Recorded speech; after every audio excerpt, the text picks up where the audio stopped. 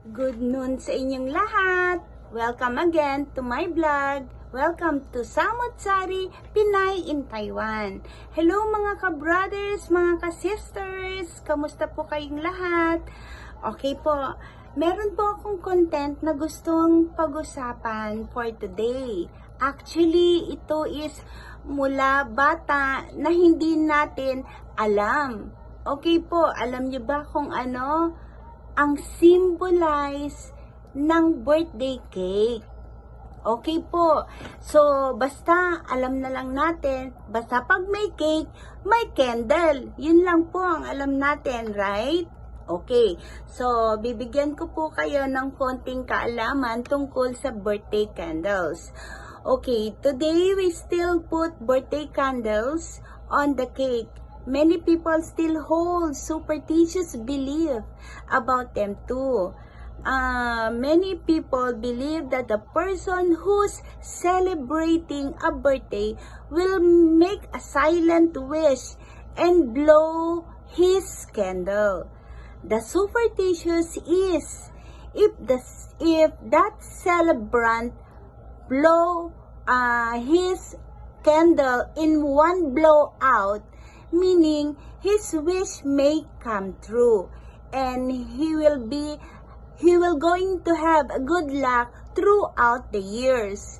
On the other hand, yung ibang nagbo-birthday na once na hindi niya na-blow sa isang ipan ang mga kandila, ang sabi nila, his wish may not come true. May lang po yan ha. Okay, may lang naman. Okay. Kasabihan nga po, superstitious. Okay. So, other believe, when you blown up birthday candles after making a silent wish, the smoke from the candle reach the heaven where kind of spirit live. Ano ba ang symbolize ng candle?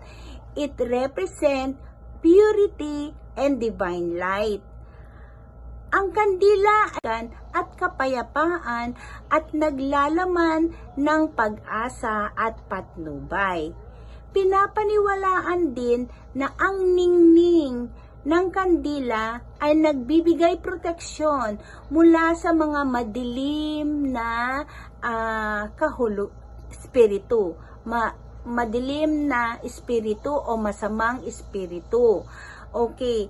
At ang usok nito ang siyang nagpapalayas sa bad spirit. On the other belief, the candle may place, di ba po sa gitna po nilalagay ang candle? So it symbolize the light of life.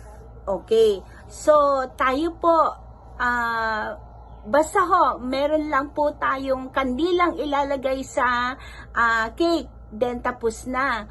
Pero sa aking pagre-research, may mga kahulugan po pala ang mga kandila. Okay, gaya ng green color. Green color of candles are good for luck. Green means growth, luck, fertility, creativity. It also amplify prosperity and money. May black color. May black color po ba ng kandila? Well, as sa pagre-research ko po, meron po talaga. Black color is associated with protection, vanishing, and ward off negative energy. Blue. Ang blue is meaning kapayapaan at katahimikan. Brown, prosperity and good health. Pink, love, romance, and relationship. Purple, intuition and spirituality. Red, passion, love, and lust. Okay po. So, yan po ang meaning ng kandila or birthday candle na ating nilalagay sa ating cake. So, maaari na po kayong mamili kung ano po ang gusto nyong kulay. Okay po, dito po sa Taiwan, ang celebration ng birthday is simple lang po. Bibili lang po ng cake, they will going to sing or to sing a birthday song, and then magwi-wish ang birthday celebrant, and then i-blow niya na yung candle. Ganun lang po simple. Unlike po talaga sa Pilipinas, ang bongga-bongga, kaya nakakamiss po. May handaan, may palaro, may kantahan. Masaya po talaga ang celebration sa Pilipinas. Yan po ang nakaugalian natin dyan sa Pilipinas. Pero dito sa Taiwan, talaga kahit natapat ng araw, yung kahit natapat na may papasok pa rin sila, hindi sila mag-o-off. Kasi wala din sa bahay, they will not going to celebrate that her birthday. Ganun lang po. Minsan nga po hindi na naaalala ng kasambahay na birthday niya na pala, or hindi na naaalala ng parents na birthday niya na pala, or minsan talagang walang cake, or talagang minsan pagdating niya na lang galing ng trabaho, bibili lang po ng simpleng cake. Yun lang po. Okay, so I hope na meron na naman po kayong natutunan dito sa vlog na to.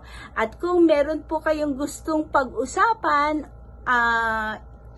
bigay niyo po sa akin or mag-comment down below po at aking i-research.